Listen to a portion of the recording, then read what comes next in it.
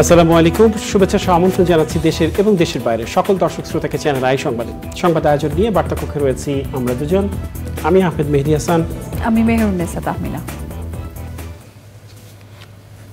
বিস্তারিত সংবাদের শুরুতে জানিয়ে দিচ্ছি ফ্রেশ প্রিমিয়াম টি সংবাদ শিরোনামগুলো। দেশে ৩০ বছরের মধ্যে সর্বোচ্চ তাপ প্রবাহে বিপর্যস্ত জনজীবন, সব সরকারি প্রাথমিক বিদ্যালয় বৃহস্পতিবার পর্যন্ত আবারও বন্ধ ঘোষণা। তীব্র তাপ প্রবাহে ক্ষতির মুখে দেশের কৃষিখাত, খরতাপ ও অনাবৃষ্টির সাথে পানির অভাবে ফসল উৎপাদন ও মাছ চাষ ব্যাহত।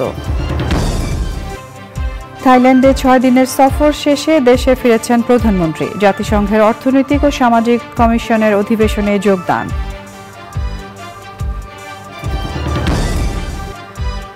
নিউ ইয়র্কে ২ বাংলাদেশি হত্যায় জড়িত ব্যক্তির ছবি প্রকাশ করে তথ্যের জন্য পুরস্কার ঘোষণা, হত্যার প্রতিবাদে প্রবাসী বাংলাদেশিদের বিক্ষোভ।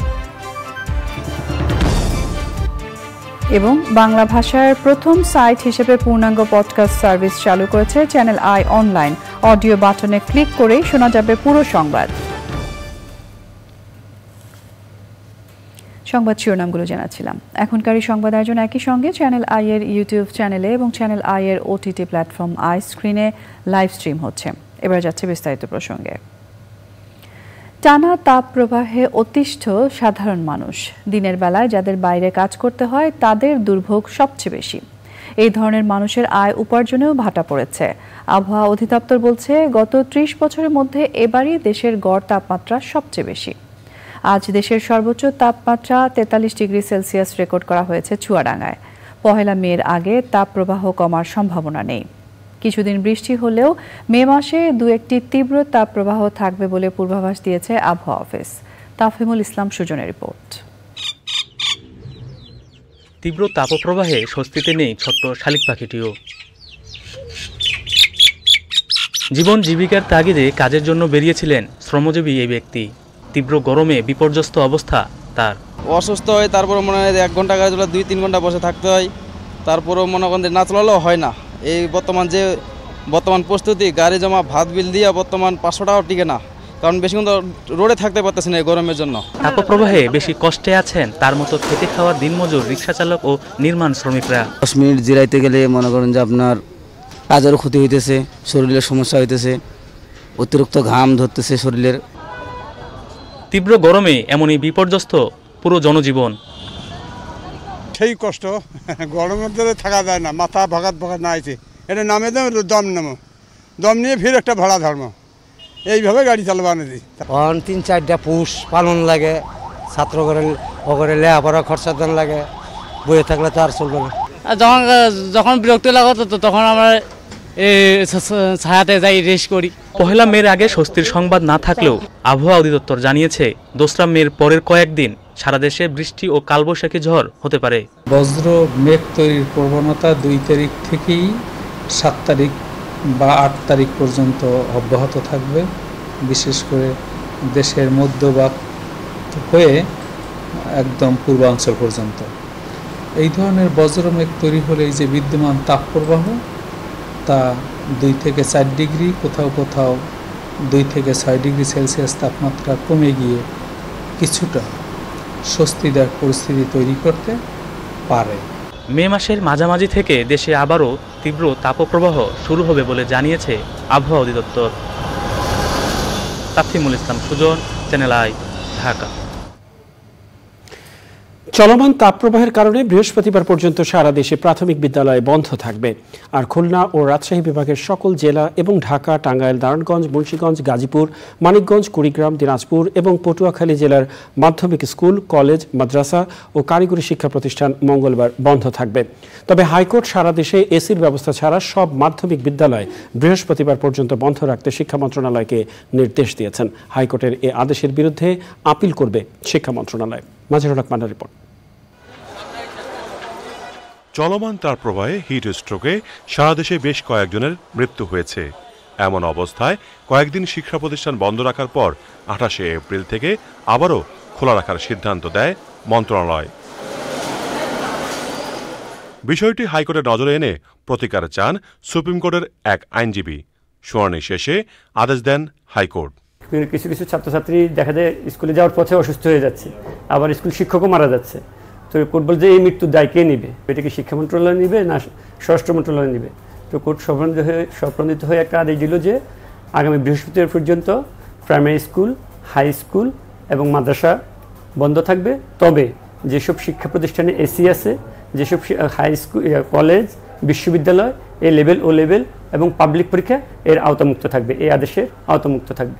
হাইকোর্টের আদেশের পরে প্রাথমিক ও গণশিক্ষা মন্ত্রণালয় জানায় শিশু শিক্ষার্থীদের স্বাস্থ্য ও সুরক্ষার কথা বিবেচনা করে বৃহস্পতিবার পর্যন্ত দেশের সব সরকারি প্রাথমিক বিদ্যালয়, শিশু কল্যাণ ট্রাস্টের বিদ্যালয় ও উপ আনুষ্ঠানিক শিক্ষা ব্যুরোর লার্নিং সেন্টার বন্ধ থাকবে।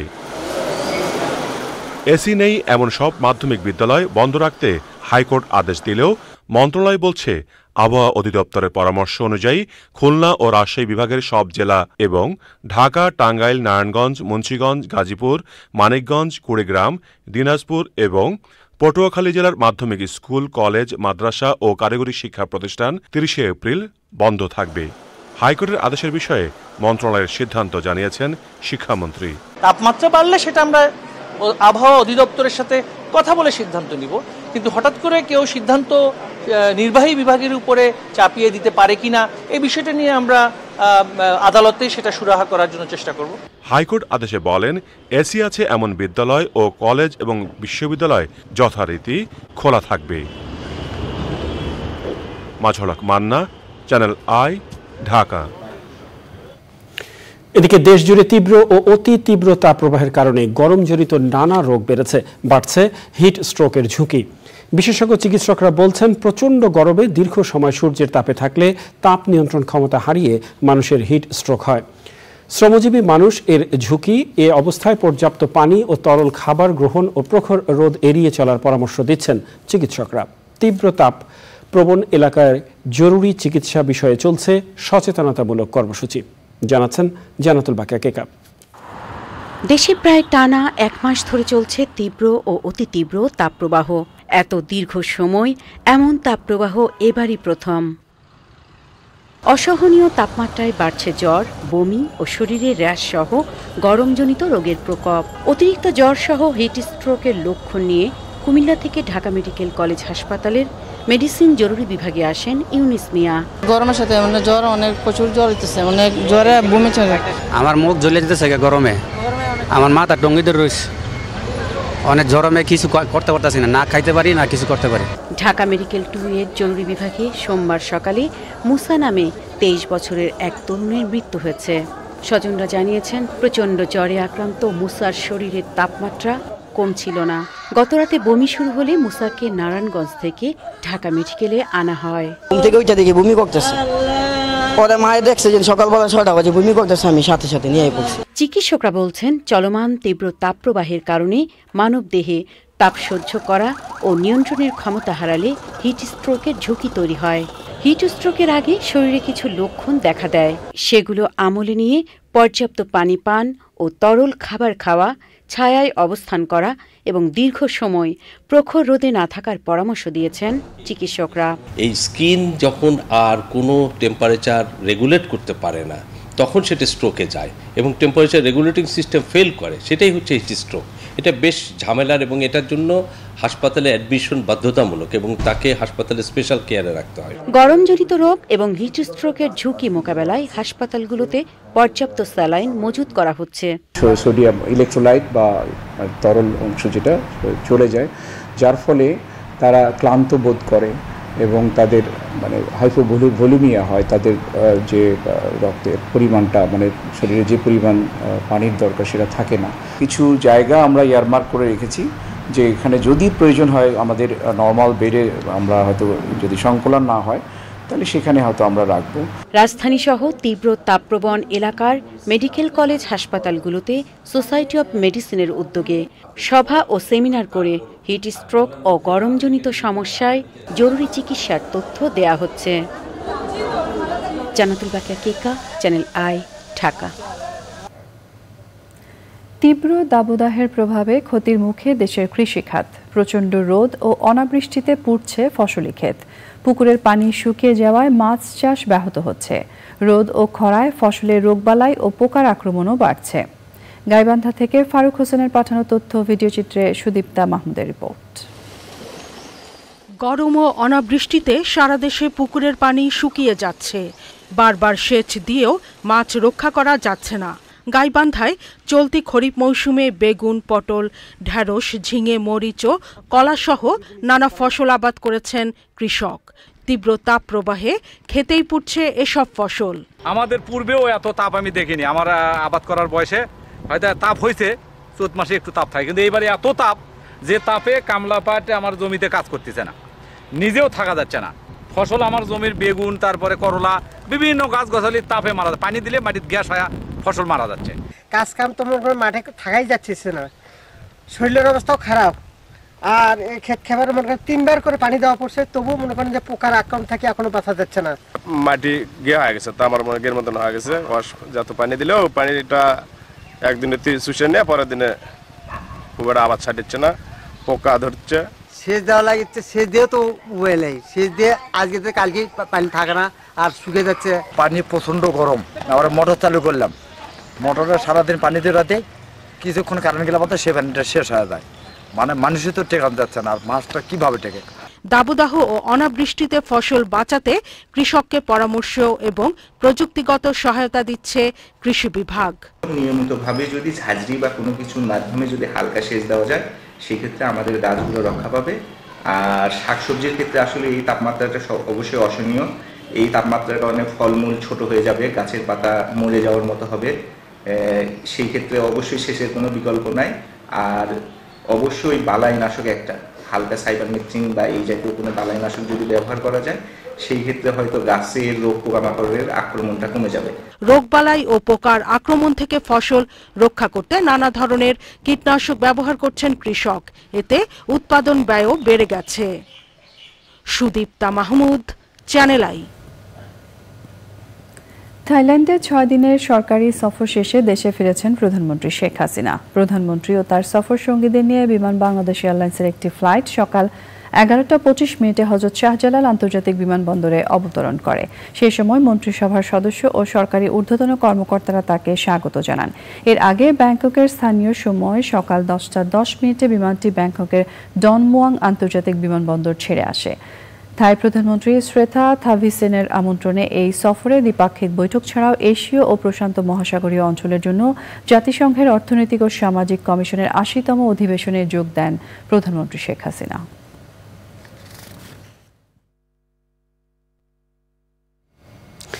যুক্তরাষ্ট্রের নিউ ইয়র্কের বাফেলোতে 2 বাংলাদেশি হত্যায় জড়িতদের একজনের ছবি প্রকাশ করে ওই ব্যক্তি সম্পর্কে তথ্য দিতে $7,500 মার্কিন পুরস্কার ঘোষণা করেছে পুলিশ। হত্যার প্রতিবাদে বিক্ষোভ করেছেন প্রবাসী বাংলাদেশিরা। তারা দায়ীদের দৃষ্টান্তমূলক শাস্তি দাবি করেছেন। নিউ ইয়র্ক প্রতিনিধি রাশেদ আহমেদের পাঠানো তথ্য ও ভিডিওচিত্রে জাকিয়া আক্তারের রিপোর্ট।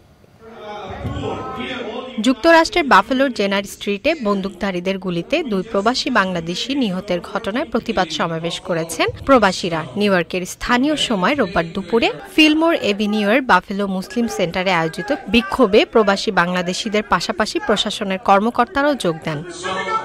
প্রতিবাদ সমাবেশে বক্তৃতা করেন বাফেলো সিটি মেয়র ব্রাউন এবং পুলিশ কমিশনার জোসেফ এ গ্রামাগলিয়া। তারা এই ঘটনার নিন্দা জানান। উপযুক্ত বিচার হবে বলেও আশা প্রকাশ করেন তারা। This individual, in my estimation, is a danger to the entire community. Anytime there is a homicide, there is a killing in the city of Buffalo, it is one too many. And when any homicide occurs in the city of Buffalo, we want justice. জড়িতদের দ্রুত বিচারের দাবি জানান প্রবাসী বাংলাদেশিরা। তারা আমাদের আশ্বাস দিয়েছেন যে তারা যেখানে যাক তাদেরকে খুঁজে বের করে আইনের আওতায় আনা হবে এবং ওনারা সবসময় আমাদের বাংলাদেশি কমিউনিটির সাথে আছেন। অচিরেই আমরা একটা বাংলাদেশি কমিউনিটিকে আমরা বড় ধরনের সিটি হলের সামনে আমরা বড় ডেমনস্ট্রেশন করব। আমরা আইনের মাধ্যমে আমাদের এই হত্যার বিচার চাই এবং এই হত্যার জন্য তীব্র প্রতিবাদ জানাচ্ছি। হত্যায় জড়িত একজনের ছবি প্রকাশ করেছে বাফেলো পুলিশ ডিপার্টমেন্ট। ওই ব্যক্তি সম্পর্কে তথ্য দিতে $7,500 মার্কিন পুরস্কার ঘোষণা করেছে পুলিশ। শনিবার নিউ ইয়র্কের স্থানীয় সময় দুপুর 12টায় বন্দুকধারীদের গুলিতে সিলেটের আবু সালে মোহাম্মদ ইউসুফ ও কুমিল্লার বাবুল মিয়া নিহত হন। Zakia Akter, channel I.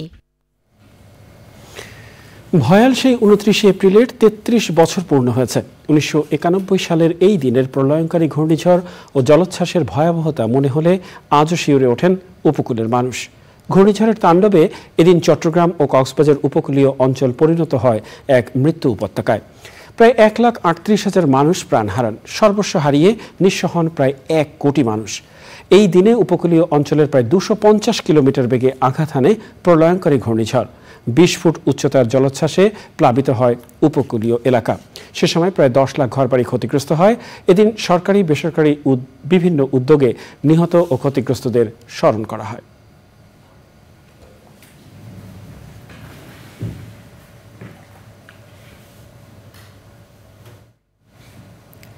বাংলা ভাষায় প্রথমবারের মতো পূর্ণাঙ্গ পডকাস্ট সার্ভিস চালু করেছে channel I online.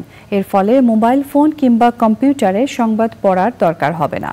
Channel I অনলাইনের যে কোনো সংবাদের অডিও বাটনে ক্লিক করলে পুরো সংবাদটি শোনা যাবে।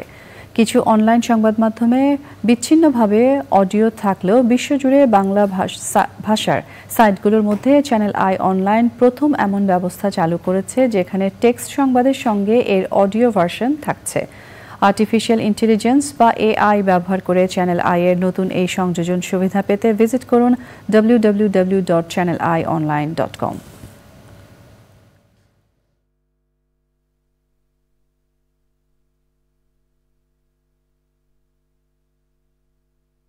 আমরা যে দেখি যে বাংলাদেশি টেলিভিশন এবং ডিজিটাল অনলাইন মাধ্যমের ইতিহাসে চ্যানেল আই স্থানীয় ভূমিকা রেখেছে এবং রেখে চলেছে। আমাদের যে নতুন পডকাস্ট সার্ভিস, পূর্ণাঙ্গ পডকাস্ট সার্ভিস, এটা একটা নতুন সংযোজন। এর মাধ্যমে কি হবে যে একজন অডিয়েন্স যিনি মোবাইল ফোনে বা ল্যাপটপে বা ডেস্কটপে অথবা ট্যাবে আমাদের সাইটে নিউজ দেখছেন, তিনি চাইলে আর তার ওই নিউজটা না পড়লেও চলবে, শুধুমাত্র আমাদের অডিও ভার্সনে ক্লিক করলেই, যেরকম আমি দেখাই যে এই সংবাদটা যুদ্ধবিরতির আলোচনার জন্য সৌদি আরবে ব্লিংকেন, এখানে আমি নিউজটা পড়তে চাই না, ধরলাম আমি ব্যস্ত, এই মুহূর্তে আমি অন্য অনেক কাজ করছি, বাট আমি আমার কাজের মধ্যে নিউজটা জেনে নিতে চাই, তাহলে জাস্ট এই খবরটি পডকাস্টে শুনুন, এই জায়গাতে উনি ক্লিক করলেই ওনার কানে সেটা বাজতে থাকবে। তো বিষয়টা হচ্ছে যে এটা আসলে একটা আর্টিফিশিয়াল ইন্টেলিজেন্সের একটা এখানে রোল আছে। আমরা দেখছি যে ইন্টারনেটের এই সময় আর্টিফিশিয়াল ইন্টেলিজেন্স, চ্যাটজিপিটি আমাদের জন্য অনেক চ্যালেঞ্জ নিয়ে এসছে, আবার অনেক সম্ভাবনার দ্বারও খুলেছে। আমাদের এই পূর্ণাঙ্গ পডকাস্ট সার্ভিস সেটার একটা উজ্জ্বল উদাহরণ। এর আগে বিভিন্ন সাইটে বিভিন্ন রকম পডকাস্ট ছিল, কিন্তু যে নিউজটা আমি দেখছি বা পড়ছি সেই নিউজটারই হুবহু পূর্ণাঙ্গ অডিও ভার্সন। এটা শুধু বাংলাদেশ না, বাংলা ভাষী যে কোনো নিউজ সাইটের মধ্যে, যে কোনো সংবাদ মাধ্যমের ক্ষেত্রে চ্যানেল আই এটা প্রথম করেছে। এই জন্য এটা ক্ষেত্রে যারা ভূমিকা রেখেছেন, আমাদের আইটি ডিপার্টমেন্টের মেহরাব, সাব্বির সহ অন্য যারা এবং আমাদের সহকর্মী যারা, সকলকে আমি ধন্যবাদ এবং অভিনন্দন জানাই। আশা করছি যে আমাদের অডিয়েন্স, চ্যানেল আইয়ের যে অডিয়েন্স, চ্যানেল অনলাইনের যে পাঠক, দর্শক, শ্রোতা, তারা এটাকে সাদরে গ্রহণ করবে।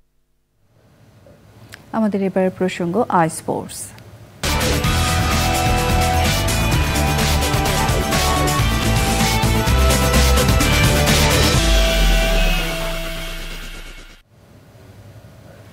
খেলাধুলার আপডেট নিয়ে আই স্পোর্টসে আছেন আরিফ চৌধুরী, আমরা যাচ্ছি তার কাছে। আরিফ। তাহমিনা, ধন্যবাদ আপনাকে। দর্শক স্বাগত জানাই আজকের আই স্পোর্টসে। আর আয়োজনের শুরুতেই আইসিসি টি20 বিশ্বকাপ যাচ্ছি পরের সংবাদে। জনগণের মৌলিক অধিকার নিশ্চিত করার পাশাপাশি ভবিষ্যৎ প্রজন্ম যাতে মাথা উঁচু করে দাঁড়াতে পারে সেজন্য সবাইকে কাজ করার আহ্বান জানিয়েছেন স্বরাষ্ট্রমন্ত্রী। বেসরকারি সংস্থা দুস্থ স্বাস্থ্য কেন্দ্র ডিএসকে-এর ৩৫ বছর উদযাপন অনুষ্ঠানে মন্ত্রী বলেন, সবার জন্য স্বাস্থ্যসেবা ও গৃহিণীদের পুনর্বাসনে কাজ করছে সরকার। আলোচকরা বলেন, শিক্ষা ও স্বাস্থ্য সহ সামাজিক সুরক্ষা নিশ্চিত না হলে দেশের উন্নয়ন টেকসই হবে না। শহীদুল্লাহ রাজুর রিপোর্ট। দেশে স্বাস্থ্য, শিক্ষা, দুর্যোগ মোকাবেলা ও পুনর্বাসন সহ উন্নয়নের নানা ক্ষেত্রে সরকারের পাশাপাশি কাজ করছে দেশি বিদেশি বিভিন্ন বেসরকারি সংস্থা। সমাজের অবহেলিত মানুষের উন্নয়নে কাজ করা দুস্থ স্বাস্থ্য কেন্দ্র তাদের ৩৫ বছর উদযাপন করল। প্রতিপাদ্য জনগণের ক্ষমতায়ন নিশ্চিত করবে ভবিষ্যতের রূপান্তর। ডিএসকে ৩৫ বছরে সমাজে প্রান্তিক মানুষের অংশীদারত্ব ও উন্নয়ন নিশ্চিত না হলে দেশের প্রকৃত উন্নয়ন সম্ভব নয় বলেন বক্তারা। বাংলাদেশের সমাজ পরিবর্তনের জন্য খেটে খাওয়া মানুষকে যদি যুক্ত করতে হয় তাহলে তার শিক্ষা, স্বাস্থ্য, সামাজিক সুরক্ষাকে নিশ্চিত করতে হবে। নতুন বাংলাদেশ গড়ার জন্য আগাতে চাই তাহলে অবশ্যই এই মানুষগুলোর সামাজিক মানবিক উন্নতিটাও সাথে সাথে দেখতে হবে। জিএসটির মতো প্রতিষ্ঠানগুলো যারাই গ্রামে বিভিন্ন মানুষের জন্য কর্মসংস্থানের ব্যবস্থা করেছেন, সুপেয় পানির ব্যবস্থা করেছেন, তাদের আবাসিক ব্যবস্থা করেছেন, শিক্ষার ব্যবস্থা করেছেন, স্বাস্থ্য চিকিৎসার ব্যবস্থা করেছেন, তাদের মধ্যে শহরে ধাবমান হওয়ার প্রবণতা কর্মসংস্থানের জন্য সেটা অনেকটাই কমে গেছে। টেকসই উন্নয়নে সরকারের পাশাপাশি বেসরকারি সংস্থাগুলোকে আরও এগিয়ে আসার আহ্বান জানান স্বরাষ্ট্রমন্ত্রী। আমরা যেটা স্বপ্ন দেখছি আগামী প্রজন্ম যেন মাথা উঁচু করে বলতে পারে আমরা বাংলাদেশের মানুষ, আমরা সেই বাংলাদেশের মানুষ, আমরা বাঙালি, বঙ্গবন্ধুর স্বপ্নের দেশের মানুষ। আমরা সেটাই চাই, আমাদের প্রজন্ম যেন মাথা উঁচু করে বলতে পারে। দেশের প্রায় ২৫টি জেলায় নিরাপত্তা ও দারিদ্র্য বিমোচনে কাজ করছে DSK. Shahidullah Raju, channel I, Dhaka. সংবাদে এরই সঙ্গে নিয়ে নিচ্ছে একটা বিরতি, আর বিরতির পর জানিয়ে ফিরছে। প্রিয় দর্শক, আপনারা দেখছেন চ্যানেল আই সংবাদ। জানাবো এখনকার আয়োজনগুলো। উন্নয়নের নামে সরকার গোটা দেশকে বিষাক্ত গ্যাস চেম্বারে পরিণত করেছে বলে মন্তব্য করেছেন বিএনপির সিনিয়র যুগ্ম মহাসচিব রুহুল কবির রিজভী। রাজধানীর খিলগাঁওয়ে তীব্র গরমে নিরাপদ পানি ও স্যালাইন বিতরণ শেষে তিনি বলেন, দেশের উন্নয়ন শুধু মুখে মুখে। তীব্র দাবদাহে সাধারণ মানুষের জন্য ক্ষমতাসীনরা কি করছে প্রশ্ন রাখেন রিজভী।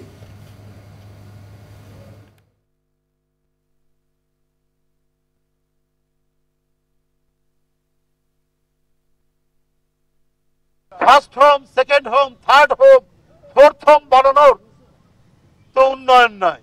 যে উন্নয়নের ছবি দেখিয়ে আওয়ামী লীগের নেতারা আঙ্গুল ফুলে কলা গাছ, সেই উন্নয়ন তো জনগণ দেখতে চায়নি। জনগণ একটু বুক ভরে শ্বাস নিতে চায়, কিন্তু আপনি তো সেটা দেননি। আপনি ওদের অক্সিজেন কেড়ে নিয়েছেন, আপনি ওদের নিঃশ্বাস প্রশ্বাস কেড়ে নিয়েছেন। আপনি একটি তথাকথিত উন্নয়নের নামে আপনি একটি গ্যাস চেম্বার, বিষাক্ত গ্যাসের চেম্বার বানিয়েছেন গোটা বাংলাদেশ। প্রাক্তন সংসদ সদস্য মরহুম মোকলেছুর রহমানের স্ত্রী দিলরুবা রহমান মেরি সোমবার সন্ধ্যা ৮টায় রাজধানীর এভার কেয়ার হাসপাতালে মারা গেছেন। ইন্না লিল্লাহি ওয়া ইন্না ইলাইহি রাজিউন। তিনি দিনাজপুর সরকারি মহিলা কলেজ ও দিনাজপুর সরকারি কলেজের অর্থনীতি বিভাগের শিক্ষক ছিলেন। মরহুমা ছিলেন মেজর জেনারেল সাইদ মাসুদের শাশুড়ি। এ পর্যায়ে নিটল টাটা আন্তর্জাতিক সংবাদ।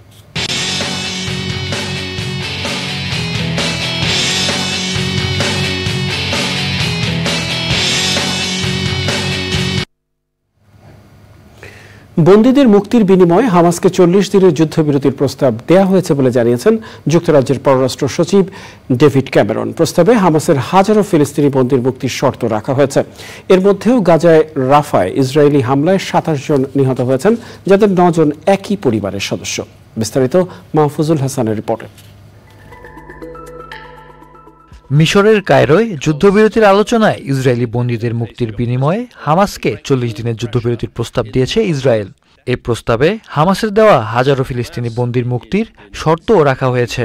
তবে কট্টরপন্থী ইসরায়েলি মন্ত্রীরা হুঁশিয়ারি দিয়েছেন, যদি বন্দীদের বিনিময়ে হামাসের সঙ্গে যুদ্ধবিরতি চুক্তি করা হয় তাহলে নেতানিয়াহু সরকারের পতন ঘটবে। গাজায় মানবতা বিরোধী অপরাধের অভিযোগে ইসরায়েলের প্রধানমন্ত্রী বেনিয়ামিন নেতানিয়াহু সহ বেশ কয়েকজন কর্মকর্তার বিরুদ্ধে গ্রেপ্তারি পরোয়ানা জারির প্রস্তুতি নিচ্ছে আন্তর্জাতিক অপরাধ আদালত। গ্রেপ্তারি পরোয়ানা জারি নিয়ে নেতানিয়াহু প্রচণ্ড চাপে রয়েছেন বলে জানিয়েছেন ইসরায়েলি বিশ্লেষক বেন কাসপিট। এমন চাপের মধ্যেও গাজার রাফায় ইসরায়েলি হামলায় ২৭ জন নিহত হয়েছেন, যাদের ৯ জন একই পরিবারের সদস্য।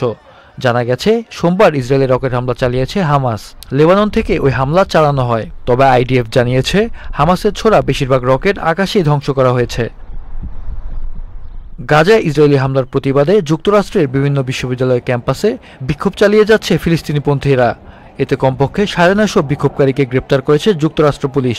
অস্ট্রেলিয়ার বিভিন্ন বিশ্ববিদ্যালয়ে বিক্ষোভ ছড়িয়ে পড়েছে, সেখানে তাঁবু গেড়ে ক্লাস পরীক্ষা বর্জন করে প্রতিবাদ করছে বিক্ষোভকারীরা। Mahfuzul Hasan, channel I. এবারে রয়েছে পূবালী ব্যাংক কৃষি সংবাদ।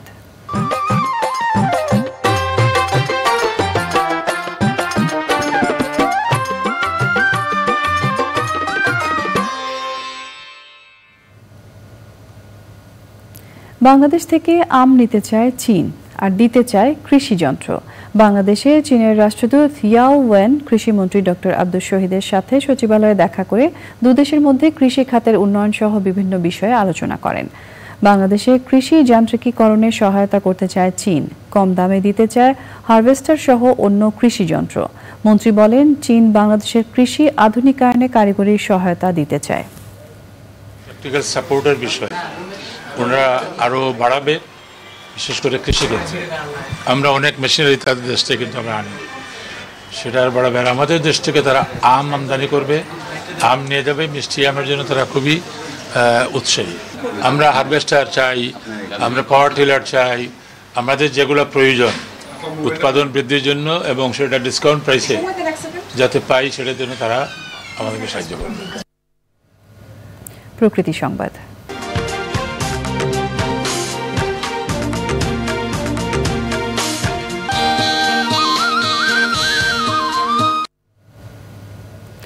অতিরিক্ত আহরণ ও ডিম ধ্বংসের কারণে বিলুপ্তির পথে কাছিম।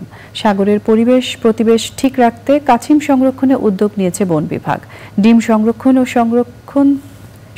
ও সংরক্ষণ এবং তা থেকে বাচ্চা ফুটিয়ে ছানা অবমুক্ত করা হচ্ছে। পরিবেশের বন্ধু কচ্ছপ সংরক্ষণে বৈজ্ঞানিক ব্যবস্থাপনা ও ভারসাম্যপূর্ণ আহরণ নিশ্চিতে জোর দেওয়ার আহ্বান জানান বিশেষজ্ঞরা।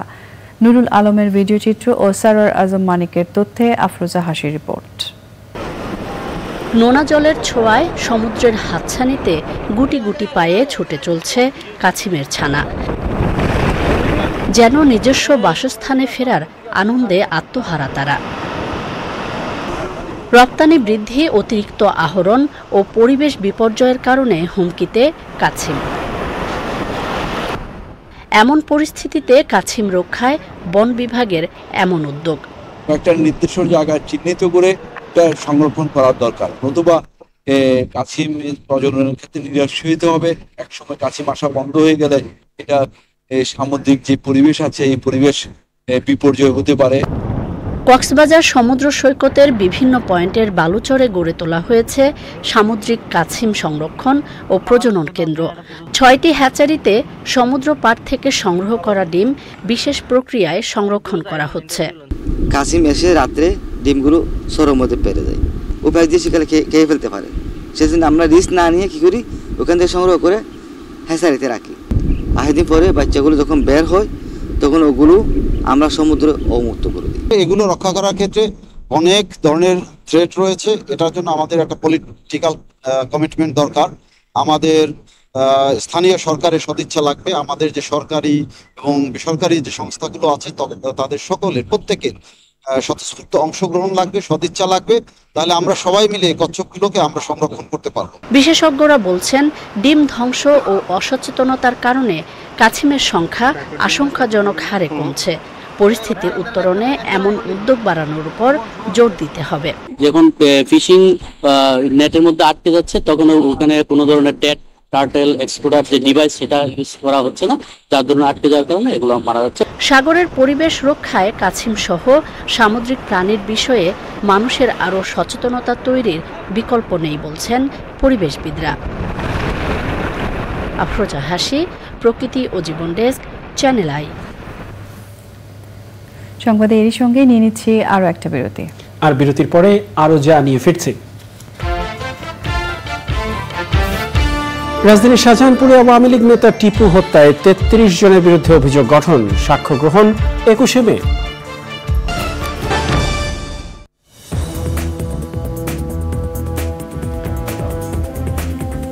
স্বাগত জানাচ্ছি আরো একবার চ্যানেল আই সংবাদে। জানাবো এখনকার আয়োজনগুলো। এ পর্যায়ে রয়েছে আই স্ক্রিন সাংস্কৃতিক সংবাদ।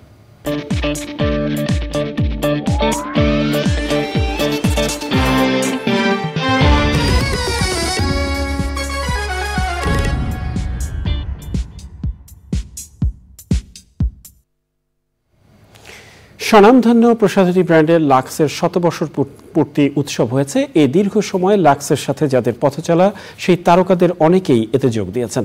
তাদের সম্মানিত করা হয়েছে লাক্সের পক্ষ থেকে, জানাচ্ছেন মিথিলা নাজদিন। আন্তর্জাতিক পরিসরে লাক্সের পথ চলা 100 বছরের। এই দীর্ঘ সময়ে লাক্সের সাথে কাজ করেছেন হলিউড, বলিউড সহ অনিন্দ সুন্দর মিমি। আপনার গোপন রহস্যটা বলবেন কি? সবার আগে সুন্দর ত্বক, নতুন লাক্স। বাংলাদেশেও লাক্সের পথ চলা 1964 সাল থেকে। একমাত্র লাক্সের যত্নেই আমার নির্ভরতা। International Lux. তখন থেকেই লাক্স তার পণ্যের প্রসার এবং প্রচারে সম্পৃক্ত করেছে দেশের চলচ্চিত্র, নাটক, নৃত্য, সঙ্গীত সহ সকল অঙ্গনের গুণীজনদের। এই দীর্ঘ পথ চলায় যারা লাক্সের সাথে কাজ করেছেন তাদের সম্মানিত করা হয় এই স্বনামধন্য ব্র্যান্ডের পক্ষ থেকে। It's a brand that is very close to my heart. It's a brand that I've seen and go through a lot of challenges, a lot of ups and downs. And today we see it to be what an amazing brand it is, one of the top brands of this country.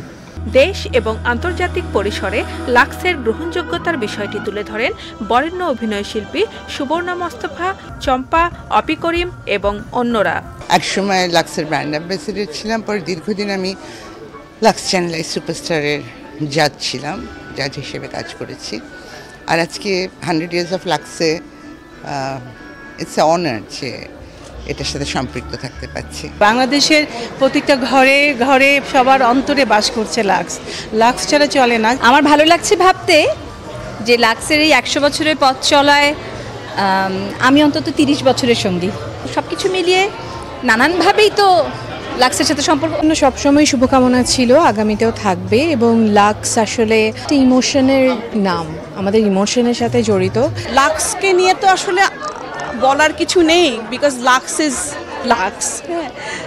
সে তো নিজেই জল জলে নক্ষত্র। লাক্সের সাথে দীর্ঘ সময় কাজ করা প্রতিষ্ঠান বাংলাদেশের প্রথম digital Bangla television channel, channel I. Lux channel I superstar প্রতিযোগিতার মাধ্যমে এই গণমাধ্যম তুলে এনেছে আজকের অনেক গুণী তারকাদের। ইমোশনাল জার্নি আছে এতে আমার, কারণ আমার মনে হয় হাজারো মেয়ের স্বপ্ন পূরণে মানে সফলতা আনে লাক্স। কারণ আমিও একটা খুব সিম্পল মেয়ে ছিলাম, সেখান থেকে আমি এই লাক্সের প্ল্যাটফর্মের মাধ্যমে লাক্স চ্যানেল সুপারস্টার হয়ে গেলাম। এটা জাস্ট একটা, ইটস নট এ প্রোডাক্ট আর কি। সো লাক্সের জন্য আমার মতো মেয়েরা যারা আসলে সাহস করতে পারে ইন্ডাস্ট্রিতে কাজ করার, ওই কনফিডেন্ট ফিল করার। লাক্স চ্যানেল আই সুপারস্টারের মাধ্যমে আমার যাত্রা শুরু হয়েছিল এই শোবিজে। তো এই জন্য লাক্সের সাথে এবং চ্যানেল আইয়ের সাথে দুটোর সাথেই আমার সম্পর্কটা অন্য ধরনের। লাক্স আমাকে একটা নতুন রূপ দিয়েছে, নতুন চেহারা দিয়েছে, নতুন আইডেন্টিটি দিয়েছে। It has given me everything that I am today. And 100 বছরের এই পুরো জার্নিতে আজকে আমি এখানে ইনভাইটেড হয়ে I am really honoured. Lux তো আসলে যা কিছুই করে অনেক গর্জিয়াসলি করে, অনেক কনফিডেন্টলি করে। লাক্সকে কাছে থেকে দেখতে পারা খুব ভালো লাগছে। সেলিব্রেশনটা যে 100 বছরটা এখানে আমি থাকবো এটা কখনো ভাবিনি। লাক্স দেশীয় এবং আন্তর্জাতিক পরিসরে তার এই পথ চলা অব্যাহত রাখবে বলে আশা করেছেন সংশ্লিষ্টরা। Mithila Naznin, channel I, Dhaka. রাজধানীর শাহজাহানপুরে আওয়ামী লীগ নেতা জাহিদুল ইসলাম টিপু হত্যা মামলায় 33 জনের বিরুদ্ধে অভিযোগ গঠন করেছে আদালত। মামলার সাক্ষ্য গ্রহণের তারিখ ঠিক করা হয়েছে 21 মে। অভিযোগ গঠনের মধ্য দিয়ে মামলার বিচার শুরু হলো। বিদেশে পলাতক 2 শীর্ষ সন্ত্রাসী সহ 33 আসামির মধ্যে 6 জন পলাতক রয়েছেন। 2022 সালের 24 মার্চ মতিঝিল থানা আওয়ামী লীগের সাবেক সাধারণ সম্পাদক টিপুকে গুলি করে হত্যা করে সন্ত্রাসীরা। সে সময় ঘটনাস্থলে রিকশায় বসে থাকা কলেজ ছাত্রী সামিয়া আফনান ওরফে প্রীতিও গুলিবদ্ধ হয়ে মারা যান। জলবায়ু পরিবর্তনের প্রভাব মোকাবেলা করে সমুদ্র উপকূলবর্তী চট্টগ্রামকে বাসযোগ্য নগরী হিসেবে গড়ে তুলতে 50 বছরের পরিকল্পনা প্রণয়নের ঘোষণা দিয়েছেন চট্টগ্রাম উন্নয়ন কর্তৃপক্ষের নবনিযুক্ত চেয়ারম্যান বীর মুক্তিযোদ্ধা মোহাম্মদ ইউনূস। সব ধরনের অনিয়ম দুর্নীতির বিরুদ্ধে কঠোর হুঁশিয়ারিও উচ্চারণ করেছেন তিনি। কর্মকর্তা কর্মচারীদের সাথে বৈঠকে নতুন চেয়ারম্যান বলেন, প্রধানমন্ত্রী শেখ হাসিনা চট্টগ্রামের উন্নয়নের লক্ষ্য নিয়ে তাকে দায়িত্ব দিয়েছেন, সেই দায়িত্ব তিনি সঠিকভাবে পালন করতে চান। চট্টগ্রাম উন্নয়ন কর্তৃপক্ষের শীর্ষ কর্মকর্তা এবং বোর্ড সদস্যরা সে সময় উপস্থিত ছিলেন। চৌকে সর্বোচ্চ সেবা দেওয়ার প্রতিশ্রুতি দেন নতুন চেয়ারম্যান।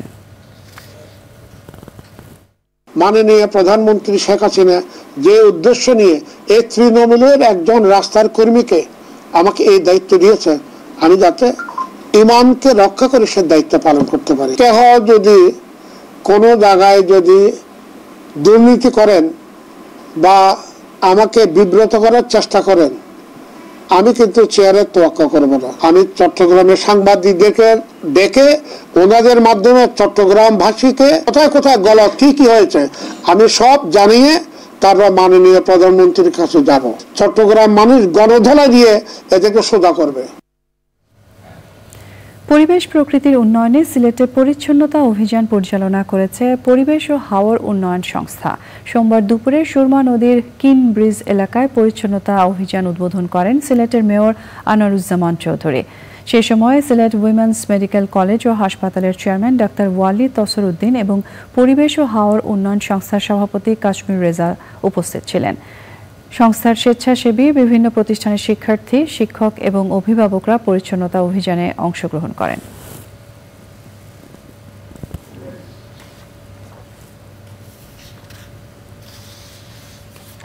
সংবাদে এর সঙ্গে নিয়ে নিচ্ছি আরও একটা বিরতি। আর বিরতির পর খেলার সংবাদে জানিয়ে ফিরছি।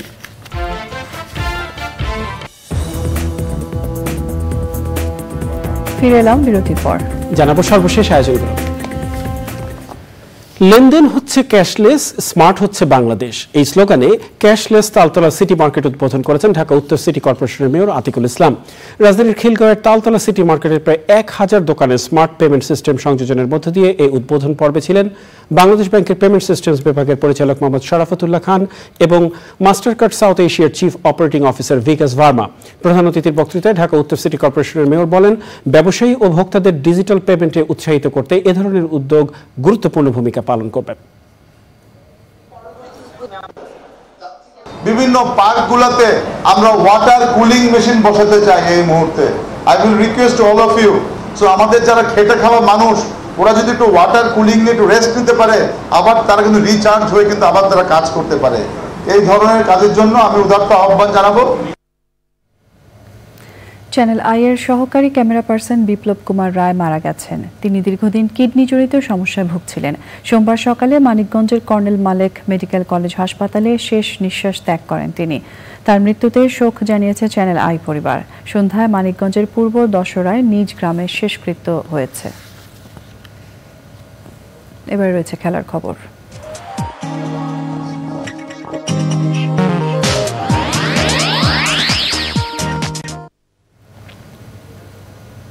ফ্রেঞ্চ লিগ 1-এ অলিম্পিক লিওর কাছে 3-2 গোলে মোনাকো হেরে যাওয়ায়